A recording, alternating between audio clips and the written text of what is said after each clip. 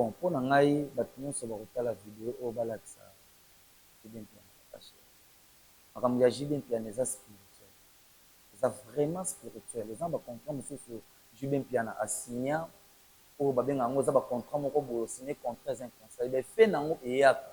Et quoi y a pendant 5 ans ou après 10 ans ou après 15 ans et yaka au moins ba proche bo zalaki na bango ba komo kufa ba membre de famille bana na yo ba komi ko kufa pona ngai na koloba papa chéri aluka ngai soko to si ba principe wana karma yango donc en fait liboma eza penza etumbu ya bato saramide bato saramide ko donc kata lien wana naza na pouvoir ya kokata lien wana komona que non soko atiki yango bo afongolela ngo miso te oyo ekeya pe soso wana isifinga déjà na lobaki voilà. Le message est passé. Maître Aigle est capable de faire ce qui est important pour sauver des vies. Jibin Piana Aza accusé mais par rapport à l'explication maître carrément batouane ils ont des conséquences ya makambo la poste yemo quand le bimbo wana soki bimilia makati ba raison za la ranine et za la loro moko c'est juste pour intimider les gens non soki ya makati bonga na vivande c'est vrai na vivande le muta orienté kinga ye wana s'appelle Père Albert par rapport ya conduite voilà abandé ko c'est bien nazalaki bano bazalaki calme balukaka ba problème ti et par là ye akomona nga basango nyonso babandé ko sepela apprécier babandé ko apprécier ngai pour avec qui très intelligent et ndé bandé ko sepela nga nande ye akozwa ngai ko c'était en dehors de l'école quand on bandé ko nous avons pratique ya roibandi wana zali ba libanda makambo ezaki libanda makambo ça peut prendre combien de personnes ça dépend ndenge contrat basintaki ye ya koyeba te eza lokola bayeli yo fei boye signé mais otangi te voilà makambo eza wana yo ozosigné so bakomai 15 personnes 15 bakokola so bakomai 3 bakokola donc ere yango ye fo atelema déjà po kata makambo na soka ye solution c'est possible na spiritualité bongo wana soki ebimi fo lia yango fo silisa même c'est 2 millions fo silisa yango eza yo bakulu na yo moto bapesi yo yango eza bakopo na yo ezalaka na baconséquence moko te yango nayebisaki yo déjà que ya kopomanga baconséquence ezaki fo opesa voilà non premièrement démonstration ezalaka mosala te okosala démonstration de moto aye kosalisa mosala mpa na yo amoni résultat ya eloko yango omoni bato ebele place wana bazokomprendre mpona nga ezaki moto oyo aye na problème na ye mpa na nga nazwi na résoudre problème na ye ezala problème financier ezala badomination ezala baprotection ezala bachance ezala bamakambo bamaison na yo makambo na yo ekola baaffaire na yo so okomona résultat na yo omoni vraiment que non eloko na yo to oluka pa mettre aigle yango wana parents basepelité okite internat comment vous aviez fait la suite pour obtenir tilelo initiation déjà nazwaki wana ezalaki déjà initiation moko ezalaki voilà ainitiaki nga déjà bien ezalaki déjà complet ti mpe toyei kokabwana ye azongi na Rome voilà et puis nga mpe naye ezalaki déjà bien préparé à préparer. Est-ce qu'il est en vie? Vous avez oui, oui, en vie de cela. Il est fier de toi aujourd'hui? Oui, oui, très fier. On a pour famille à papa et l'ingaï qui est là dans sang, mais famille à maman et bavandé pour l'ingati. L'ingaï moi na bango kola bala abo tapé yango ba été correct. Ringa na inter. Ata mutabe libo masuba ina na na na possibilité avec ça. Oui, oui. Il va problème mais comme la rabat ba maladie musu ba maladie même ba sida ya kobwakela po tozana des sortes ya sida pourtant sida oya normal na sida o ba bwakela imuntu o soko sana sida ya kobwakela soko ye pa na ngala ko donc on voit que les alara comment quelles sont les choses pour faire un peu comprendre les gens sida ya kobwakela eza différent na sida oya yango ezora mutu yango ezora mutu te non mutu ndo za boye poko za po na batte ba sida akokende mpe akoteli mpe banzela abwakeli yo sida ya kobwakela na bandi mosala oyo nga mwana donc internat nde epesaki yo facilité oui naza formé mpa basango Père Albert ye mta formé depuis plus ou moins âge nini déjà oyo ezalaki à l'initiation 12 ans depuis 12 ans et alors secreto force nini ezalaka na nkombo oyo efacilitaka bino bozala na facilité ya kocomprendre généalogie ya motu na nkombo nano nde eza wana nkombo ezalaka yo kobotama lelo non ndoi na otima na ye mpe aza na ndoi na ye ye mpe wana mpe aza mpe bandoi na ye donc eutaka déjà mpa bakoko na biso tokozala na facilité déjà ya kokota déjà ti wana mpona communiquer directement na bakoko na biso Exactement.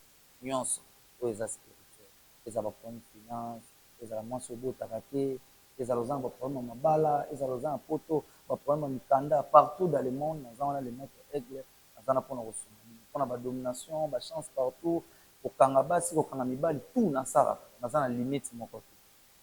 Et je profite à cette occasion encore de dire mes condoléances à la famille et plus précisément papa chéri Jubin Piana qui a perdu sa fille. Vous traversez le moment le plus difficile de votre vie. Donc courage, que Dieu vous accompagne. Donc les gens m'accompagnent et comme il a rabattu.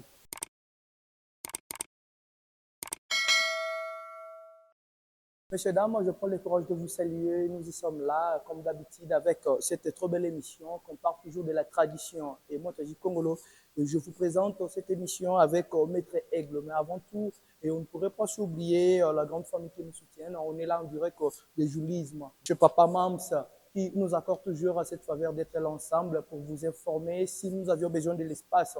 L'espace Joulisme, c'est un espace rempli de plein de bonnes choses. Nous avions un hôtel qui est réservé et puis la salle de fête. Donc, un restaurant extraordinaire. Si vous aviez besoin de manger dans la bonne condition, que c'est dirigé Wana. Et voilà. Aujourd'hui, on va parler quelque chose de très important qu'on puisse savoir. La spiritualité en fait partie de notre vie. Je vais recevoir Maître Aigle. Tout mes kakosola, tout yeba. Makambu ya motuya oya salaka. Et puis comment on trouve sunga batu. Ni salani ni oya salaka. Et puis message est très fort. Et comme Elibiso et Kambapa, si nous avions un artiste, Papa Chéri Jubin Piana, l'un de piliers de Wenge qui a perdu aussi sa fille. Donc, on va en parler. Est-ce que ce sont des choses qui sont normales ou anormales? Ce n'est pas à nous de juger. Interprétation, mais lorsqu'on comprendre les réalités, il y a des personnes qui sont mieux placées à nous expliquer. Et quant à moi, je remercie mon ingénieur derrière la caméra, ingénieur Bravo Trudeau. Je ne pourrais pas oublier Rodrigo Mayemba qui a perdu son cousin. Mes condoléances, RM, là où vous irez trouver que Dieu t'accompagne, que Dieu te fortifie. C'est parce que dans ces cas de perte de quelqu'un qui sont des gens qui sont importants, à des fois ça semble difficile. Biso to pesa akaka conseil, to pesa akaka consolation, nzambe ye moko ayebi ndenge nini asimbaka motema, po pesa consolation terminale pour na koyeba ndenge nini okiko passer étape wana. Je prends le temps de dédier cette émission à la grande dame là où se retrouve, ou là où se repose la confiance d'ingénieur Trudeau, la mamie. Donc depuis l'Allemagne, Palmera Moba, donc maman, oyebi ke yo tiki bana, donc kinde toza awa. Ata caméra tokozwa te, ata micro tokozwa te parce que bino oza à côté ya makambo oyo esengaka ezala. C'est l'une des raisons qui m'a imposé et moi Taji Kongolo de dédier cette émission à notre maman Palmera Moba. Donc là où se retrouve la confiance d'ingénieur Trudeau, bravo notre maman. Mami, big dédicace à vous et je ne pourrais pas aussi oublier Ndouria Kitoko, Ndouria Kitoko depuis Lyon. Donc et big dédicace à vous de la part d'ingénieur bravo. Voilà, je salue aussi le colonel Edgar, mon papa depuis l'ambassade de Brazzaville. C'est votre fils Taji Kongolo, fier d'avoir deux papas ainsi intellectuels qui ont pris le temps de nous encadrer. Colonel Edgar, fier de vous papa. Et je ne pourrais pas oublier Mokondi Amboka Mambie, je te salue directement et je retourne pour saluer maman sociale, Ndouria Kitoko depuis Lyon, maman sociale. Yo, tu es dit que côté aux à l'assurance, ils à la toujours. Donc notre confiance est en vous. Tu es dit que nous avons ça là qui que te confier maman sociale. Tant on sali pour nabiso, c'est que on est sûr et rassuré que Ndouria Kitoko maman sociale fera du bien, du bonheur pour nous contribuer dans musala nabiso. Maman, à ta caméra et au sala nini. Tu es dit que tu as la rana yo, batu bazo yo ka que tozo lobela yo, batu bazo yo ka que tozo tanga kombo na yo. Force yo ezala na Lyon, serait comité n'angola, ça me ferait un grand plaisir. On serait toujours obligé de vous rappeler tout bazan a besoin que ça na ba fête na bango que ça la ba événement. L'espace Joulisme est prêt à vous accueillir sur tous les paramètres, sur tous les services. Au limite pour lire bien, il y a qu'un restaurant qui tout les a rassurés et je vous invite à nommer. Voilà, je tiens aussi à remercier Armonguma, maître spirituel qui nous accompagne toujours tant qu'un vrai de tout le monde et tant que quelqu'un qui n'assume pas beaucoup de rancune. Yé azala humble na batutu. Asala makambo ndenge senga kezala yango moni tozobwaka ye mingi po azosala ndenge toyokanaka. Que Dieu t'accompagne dans de moi. Plein de bonnes choses à vous. On va se retrouver juste dans le plateau qu'on puisse recevoir Maître Aigle qui sera ensemble avec moi. Toyeba pe force na elelo. Il est déjà là mon invité Maître Aigle. le maître spirituel, maître Boni Santé. Ah, ils ont monana déjà, c'est parce que ndenge tokutani boye, elinko bangolo et monani, lelo tokutani awa, faut bato bakolanda biso lelo na angola ultima hora, va comprendre qui est maître aigle. En fait, on a des objectifs na biso, et puis on va plus parler sur votre travail, misala oyo salaka, batu mingi, peut-être bayokara combo, mais besoin de nos chances de grâce à comprendre qu'il s'agit rôle wana ezakani ba maître spirituel lelo babima ebele. Et est-ce que tu en fais partie de vrai ou de faux? Bah, tu peux bah, comment moi juger par rapport à témoignage. Alors, en tant que maître spirituel, nous allons recevoir une émission de nous. Et nous la bonne de Josal na kata musala. Oui, oui, merci beaucoup. Salut. Pour la banane, musala s'informer par ma padre. Voilà. Surtout na silisa kiti na po famille ya papa elingai kenda bina sango mais famille ya mama et bande ko linga te ngai mwana bango kola bala la bota pe yango ba ki ko renga na interna na bani musala o mwana donc internande et pesa qui facilité. Oui, naza formé par basango père Albert il t'a formé depuis plus ou moins âge déjà aux à l'initiation 12 ans depuis 12 ans exactement. Mais c'est parce que vraiment conscience à quand on parle de la spiritualité, ce sont des choses qui sont sérieuses. Alors, on a inspiré que on a fait ça que vous, il y a orienté pour ça la choix. Il y a le orienté qui n'a appelle Père Albert. Par rapport à la conduite, voilà. C'est bien, calme, pas problème. Et par là, il y a comme on a besoin sur la apprécier ngai pour être très intelligent et les bandes que c'est un c'était en dehors de l'école tant on va nous avoir pratique alors vos parents bah c'est pelité pour quitter internat. Comment vous avez fait la suite pour maintenir initiation déjà dans qui on a déjà initiation voilà initiation déjà bien déjà complet type de Kabwana hier à Sonia Rome voilà et puis on a peine qui déjà bien préparé est-ce qu'il a envie vous avez oui a envie de se la il est fier de toi aujourd'hui oui très fier alors tant que maître spirituel et bateau bazolanda biso ba mais peut comprendre je suis sûr et certain que JCB Pharaon va comprendre qu'on est là avec maître Aigle pourquoi pas aussi le producteur le plus sophistiqué Jidoka Luyalo Noko Jidoka Luyalo on est vraiment habitué il y a Robenga Ebongo et à Royoka peu message pourquoi pas aussi à Arnaud ma maître spirituel qui va comprendre qu'on parle de la spiritualité avec maître Aigle. Maître Aigle évolue au commis lelo oyo vous allez moko ya ba maître au basala ka musala spiritualité. Alors quels sont de genre ya ba makambo oyo yo osalela kato oyo yo obikisaka ce que ça ba maladie nini spirituellement faut biso to maîtriser yango penza malamu te yo muto relaxa biso malamu ba yo ba kolanda biso ba ko maîtriser yango musala pento misala nini oyo maître Aigle asalaka lelo tant que maître spirituel. Bon premièrement ngai naza maître salaka musala nyonso oyo spirituel voilà nyonso oyo spirituel à l'exception ya eloko maboma ata moto abeli boma so baye naza na possibilité oui il va problème ndenge komelaka bato bamaladi mosusu bamaladi même basida ya kobwakela po toza na deux sortes ya sida toza na sida oyo ya normal na sida oyo babwakela moto oyo soki aza na sida ya kobwakela soki aye epa na nga na ya kobwakela ezalaka comment quelles sont les choses pour faire un peu comprendre les gens sida ya kobwakela eza différent na sida oyo yango ezwaka motu nini yango ezwaka motu te non motu nde oza boye po kozala mpo na bato te basepela akokende mpe akotelo mpe banzela abwakeli yo sida ya kobwakela wana eza différent na sida oyo ya normal sida ya kobwakela ndongo oza na okokouche mpe na fille moko boye te ya kozwa yo babwakela yo yango koyebanda ok donc wana ezalaka transmissible te wana ezalaka donc bato mosusu soki bayeba na ngai naza na possibilité ya kobikisa ebongo sikoyo bandeko lelo tozokuta lelo par la jeunesse et vitesse mpe ya bato mosusu nde baza kokende bazokóma maboma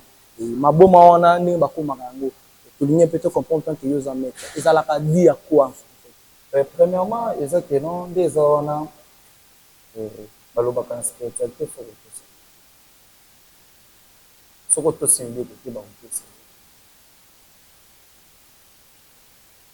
ti okeluka makambo na yo bapesi yo baprincipe otosa baprincipe wana soki otosi baprincipe wana te karma yango donc en fait liboma eza mpenza etumbu ya bato batosaka mibeko bato batosaka mibeko te donc fo kotosa mibeko na yo fo kotosa vraiment soki bayebi so ma makambo sala boye sala boye sala boye eza lokola bayebi so ke yo ozwa mungwa oyo okende tiango na mai apres 30 minutes osoko yo ozwi ocheka na mungamba mu minute wana osoko donc conséquence wana eyaka na bato na baparametre nyonso to eza na bamakambo dimension bon eza mpe na badimension eza mpe na badimension eza mpe na badimension oyo ekomaka ke non moto soki atosaka neti badimension nini okokopesa biso badetail sur parce que eza makambo oyo maîtrise malamu oyo esalaka mpenza lelo tozomona jeunesse liboma epalangani bato mosusu bandai koloba peut-être liboma eza mpe bamaladi moko oyo ekozala normal en fait par rapport à explication oui mais normal mpe kozala mpe mpo efonctionnaka na motu normal mpe oko mais plus oyo traitaka ezali oyo babelaka na nzela ya spiritualité so baye en tout cas nga na dérision ezali. Je vous rassure que Maître Aigle est là pour vos problèmes. Si vous aviez besoin d'être soutenir aux en la conscience, aux en la bonne montée, si tu as besoin d'être soigné, vous pouvez venir si clairement, simplement, tant que le maître spirituel aura la capacité de maîtriser tous ces genres de choses. Je profite à cette occasion aussi de saluer un vrai de plaisir pour nous. Pêche Bambo Tebele, ici Kozali, c'est parce que Yosa, Ozo pesé Makasi, Ozo contribué à la vie, il y a ma frère Nayo, je te salue, le président Amarou Lamavinga. Donc, big dédicace à vous. On continue toujours avec Maître Aigle. Maître Aigle. C'est une qui s'appelle peut-être maladie locale, Liboma Oza spirituel. Déjà, et tout le monde au bateau Sakaki. Alors, est-ce que Bino peut mettre ça peut y arriver, à part bateau Bayaka, Bagana connaissance, ça qui est, donc, c'est exemple, accueilli à Bouki Mobeko en Ezongeli. Est-ce que Nabino peut mettre spirituel, ça peut arriver, un maître habilité Liboma? Bon, Nabiso, exactement passe. Quels sont les raisons? Oh, Babingi déjà, un maître spirituel, déjà, ça bien préparé, déjà, il dit que non, il faut que ça libouille, que ça libouille, ça libouille. On peut éviter, on va toujours prudent, que l'eau connaît comme il a. Mais ça te passe. Ils ont passé. Ça passe. Mais c'est comme pour mon que mon gars va mettre le col là, les lotos lobby tout peut bouger pour et non, mon avis. Comment le secret, c'est en fait. Le meilleur secret des araignées pour la battre peut-être. Non, mais c'est très d'accord que non, il faut que tout ça camille. On a ça la réunion. Bongo, c'est la domination, c'est la mambatou. Et l'autre les akaka oh bah faut retenir les akaka il faut que tout ça c'est tout. Vous aviez parlé de Marambambongo et inspiré nga tout le monde qui est dans la spiritualité banque ezalaka te bato belé ba créditaka te to bandimaka te que mbongo wana ezalaka ya vrai. Est-ce que réellement quand vous parlez de ça tant on lobi likambo mbongo ezalaka ke opesa mutu ba instruction mo ko sala ke kwa ko riche to yo mo reposer la capacité à kobimisa mbongo ko opesa pe bato ba komi ko vivre na onto ko sana ngo makambo. Est-ce que c'est possible? Oui, c'est possible. C'est possible. Si on a besoin que à comme riche, on a vu na n'importe quelle personne. N'importe quelle personne, partout bazar. On a spiritualité peut limite partout à tous en photo, à tous en a capacité. Et alors pour na yomoko, to fandi le cause en capacité, c'est que capacité peut robinisa mbongo boy, aux en oui, pourquoi pas. Et alors, comme ça s'interprète toujours, le bimbon, on a ce que 10 milliards maraté. Bah, région Zalaranine. Et Zalarelo, c'est juste pour intimider les gens. Non, ce que y a maraté, bon, on a c'est vrai. Il y a bateau, bah, raté au sel, ça me c'est possible dans la spiritualité. Bon, on a ce que bini, il faut lire, possible ça. Même c'est 2 millions. Possible, ça, moi, c'est yo. Alors, c'est le cas. C'est pas cool, on a yo, on va pêcher, c'est pas cool, on a yo. Et Zalarana, bah, conséquence, mon retour, peut-être, il y a un monde qui déjà que à propos de ma conséquence qu'il faut ça. Voilà. Donc ce que vous landez non bien pas de problème. Donc les athées que après ko bimisango faut pas ko boire yo loko moko boye nde to ke la rango quand c'est ma ka ba ko ye yango omonaka soki moto ye mosala nyonso ava kosala yango osengaka toujours kombo complet voilà tokotaka ma na serveur ya famille. Donc, combo complet.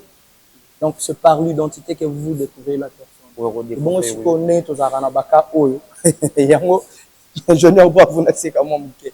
Moutou Azara Miguel, par exemple, na Congo, comme Jean ou na Angola. Identité na eza Jean. Il y a yé pas na yo ko se présenter na combo na identité à J à billette. Mais si capé sa combo origine na yé. Est-ce que facilité cause à la paix, beaucoup matina serveur na yé. Non, wana yé moko à salamabé. Pourquoi? Et peut-être que so yé pas na ngai. Na combo ni ko ba parents na yo ba. Voilà. Pour yango des référence ya famille. Yango des combo yo ko pesa na. So pesa na Miguel za combo wa parents ba pesa. Ça ba combo moko boye parfois na Angola au Zambie. Et faire cause à la nuit. Na likambo kwa wana. Bon, wana ko pesa biso misala. Po esengaka combo oyo ba pesa ye maya famille. Ona combo wana nde yango nde so to koti na savant de biso to tala ke et de savant nini d'argent na ya. Mais ce qui a pesi biso combo oyo mususu ekebima te eza lokola yo ozotambola na nzela obeli Jonathan. Pourtant kombo wana te wana Jonathan omona moto mosusu na pembeni atali wana sikoyo epesaka biso mosala makasi. Donc bato mpe ya mosala soki bazoya so batinga kombo na yo nyonso opesanga kombo oyo vraiment oyo baparent na yo bapesa yo vraiment. Et alors secreto force nini ezalaka na kombo oyo efacilitaka bino bozala na facilité ya kocomprendre généalogie ya moto. Non kombo nano nde eza wana kombo ezalaka yo kobotama lelo bayebi te non ndoyi na yo ntina ye mpe aza na ndoyi na ye mpe wana mpe aza mpe bandoyi na ye donc eutaka déjà mpa bakoko na biso kati tokozala na facilité déjà ya kokota déjà ti wana mpona communiquer directement na bakoko na biso. Donc, à l'origine des choses. Donc, le combo est très important. C'est très important. Alors, aujourd'hui, dans la vie, en tant que maître spirituel, pour battre au bazar en difficulté, on comme si comme par sentiment à changer combo. C'est que bah inconvénient là, bah conséquence c'est à la sur base à ma dans ce qui est comme ça musala ya spiritualité. Place on a des fois ça combo na yé. Bon bah au bassin là on a bon cas sentiment peut-être. Amoni ndenge yoza maître aigle bo ya ine au sel sa musala te. Dans les pamba c'est peut quand on a combo on a aigle. Peut-être ami pesa titre moko boye oyo ekoki kotika la bato babengela. Non par là bata bongo nde bango babimisaka biso ba forme. Pourquoi oyena na kombo oyo na leza yo ozu opesa na to petit to poster mo au mona ki ozomona na bon facilité ayo ko comprendre que muto kombo pesa za origine na été facilité on ezala non facilité ça pour ninga za homme spirituel exactement na comprendre ngo après le temps na kobana na ko sala sala moni ki ezo simba te et après tina ko sala consultation na ngande na ko ya comprendre exactement et bata bongo nde sport pesa musala za ka journée moko 2 jours ali o memi ngo un mois pour nini yo mona o yakino na komono d'origine. Est-ce que c'est comme là au pays aux UPEC? Oui, et comme là déjà on va le délai. Et comme là déjà. Bosuka inene. Bon, après avoir na sala ba consultation na ngande na bila. Non, je comme une sana mettre. C'était juste à l'occasion pas tenter à ba puis aïe ba suki aux ana capacité. Alors pour le travail c'est très difficile. Et alors, pour les gens qui veulent être traités spirituellement, il faut être franc. Donc, quand vous souffrez de la tête, il faut dire que vous êtes là. Et quand vous avez besoin aussi d'être guéri dans d'autres paramètres, il faut parler de vos noms qu'on a origine. Maître, conseil nous pour ça, ce qu'on a battu avec un esprit à coco, ça peut changer combo. À des fois, bakanti ba combo bazouane repose en effet na vie na bango. Non, maître spirituel. Conseil non na copé ça bango, exact. Soyez pas na ngai, au conseil ça. Ça là faut pour opesi komono d'origine par là ndenge na kozana facilité ya kokota pe na référence ya boîte ya spiritualité ya famille et par là nde eke facilité nga musala oyo oye nango pa na ngai eza pe na facilité donc eza bongo de conseil na kopesa na bato nyonso oyo bayaka kosalisa musala boyaka na bakombo na bino vraiment oyo bapesa bino oyo baparent na bino c'est très important. Et c'est que non, oyo kolukanga et puis oye opesi kombo mususu. Non, c'est pas bien. Merci le conseiller passé. Et alors j'en profite à cette occasion sur la. Est-ce que vous avez chance de Kolanda P émission mususu yo posa habitué déjà à ça la bonne comment médiatiser et quand la pub mettre mususu na ba plateau. Oui, total rapport téléphone tous les examens. Est-ce que vous avez déjà entendu parler d'un maître aujourd'hui, ou à la pérage dans l'émission maître, c'était encore le nom, maître Avatar. Maître Avatar, a outil ça la démonstration, moi, a suscité pas polémique et belé. A comme ici, prophète Moro, baba en pleine émission, les lois, ils ont créé des débats, na bateau balanda, na singa du surtout, na le royamba aigle, ba yebi makasi na yo, bateau ba yeba que déjà bien avant va te recevoir, yo a te présenter na bateau. Ba rien qu'un peu kolka koyeba, ba biloko wana. Est-ce que ça a vrai, réel, que le maître spirituel a cette capacité de faire des choses comme ça en direct face à la caméra, comme tu peux me dire, bateau, ba yokanaki pour épée ça quelque impact na maître mususu. Linga to yeba na boania et puis na boye do yoza na ngo. Ba biloko lokola wana au maître avatar azo sala na plateau et pas ba prophète comme ça bango baba pour dévoiler peut-être ba kombo ba makangu na bango na ba plateau. C'est vrai que c'est réel ou ezakana boyoka nimoro o ezo sala pour na opération impact. Non, premièrement, démonstration ça comme ça là. Au cours de la démonstration de moutaillé que ça ça la panayo, amoni résultat ya ile. Amoni bat ebelé place wana bazo comprendre. Démonstration ça ça la. Mais ça la vrai. Oui, la spiritualité existe, c'est vrai. Mais démonstration ça la té. Mututa yé panayo, ayo ko ça ça. Pour amona o yé azana.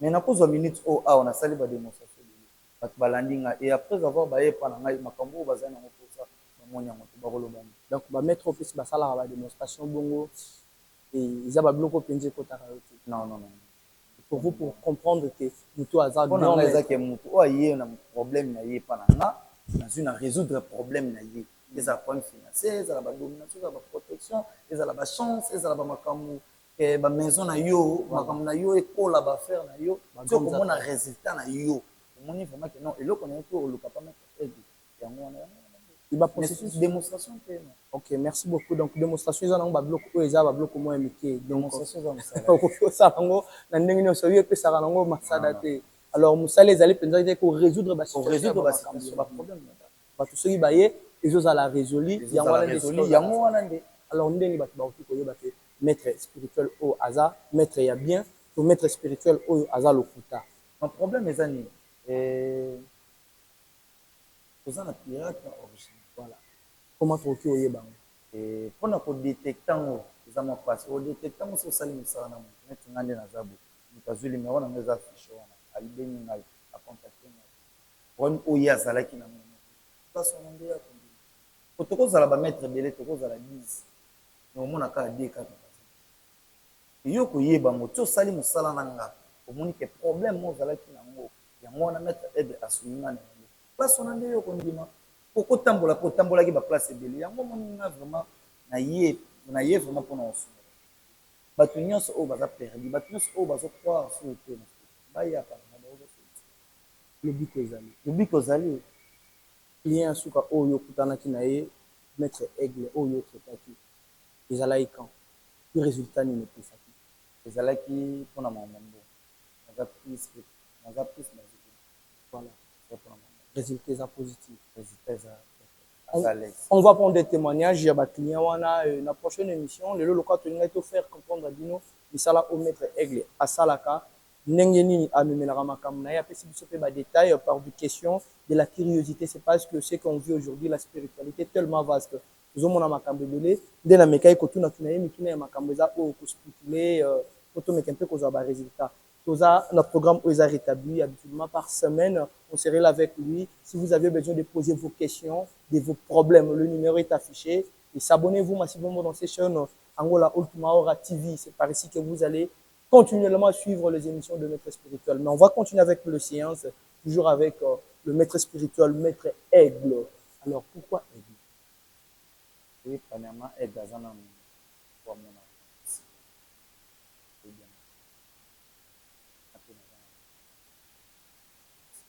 eza non oyo bandi nango ti lelo zango ona bando ah bah pour okanisa et pas fali to ndenge nini okoma donc wana eza pena à l'origine ya kombo oyo bimela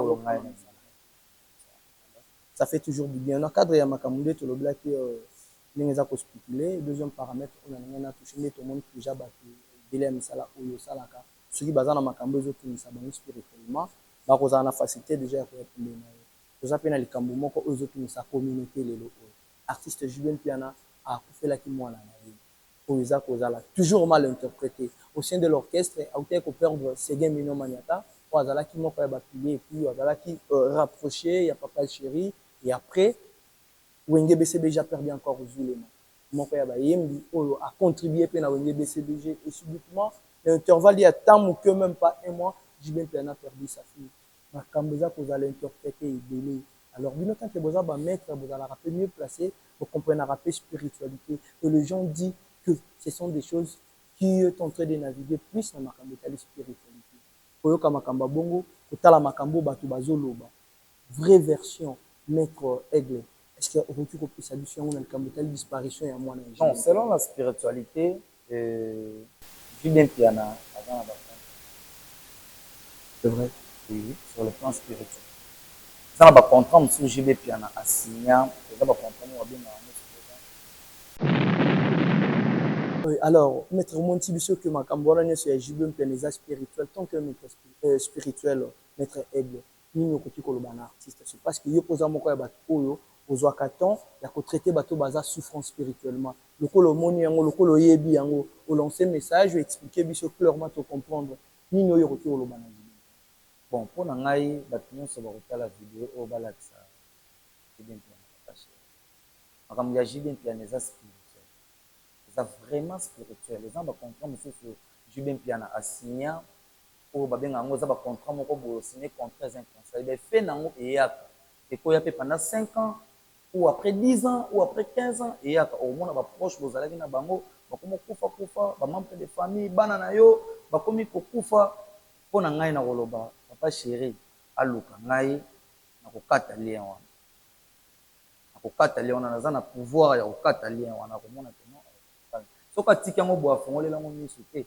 oyo ekeya mpe soso wana isifinga déjà nalobaki voilà le message est passé maître Aigle est capable de faire ce qui est important pour sauver des vies Juben Piana aza accusé balobi aye mutazolia bato mais par rapport à l'explication maître carrément bato wana eza baconséquence ya makambo oyo artiste ye moko aluka donc soki aye solution nango soki aye solution ezala po fo kokata bani kokata moso otiki yango bongo eza très dangereux donc bato bakocontinue kaka ça peut prendre combien de personnes ça dépend ya ndenge contrat basintisaki ye eza lokola bayeli yo fei boye signe mais otangi te makambo eza wana yo ozosigne so bakomai 15 personnes 15 so bakomai 3 bakokende donc ere yango oye fo atelema déjà po akata makambo yango soki aye solution.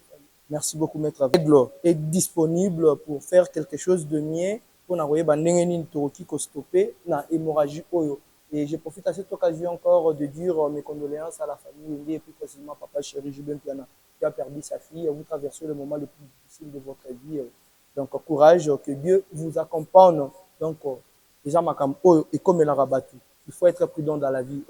Maître, to moni penza ke to komi ko chité na biso, batu o balandi biso. Bakozala na esengo pour comprendre que ceux qui baye pembeni na yo bakozala guéri na ba problème na bango nyonso oyo bazokutana lokwa tokomi kokoma na biso na suka message fort oyo koki kotindela bato oyo baza na ba difficulté to bato oyo baza na besoin ya kopusa na pembeni na yo eza nini oui bato nyonso oyo baza na ba difficulté bobanga te bobenga numéro eza wana affiché bobenganga le maître Aigle eza wana mpona kosunga nini na bato nyonso oyo eza ezala baproblème finance ezala mwasi obotaka te ezala oza na baproblème ya mabala ezala oza na poto baproblème ya mikanda partout dans le monde naza wana le maître Aigle aza na mpona kosunga nini mpona badomination bachance partout kokanga basi kokanga mibali tout nasalaka naza na limite moko te donc le message est passé merci on est arrivé pratiquement à la fin de cette émission et j'espère que vous savez la rappeler par réseaux sociaux oui na Facebook so bakomi maître Aigle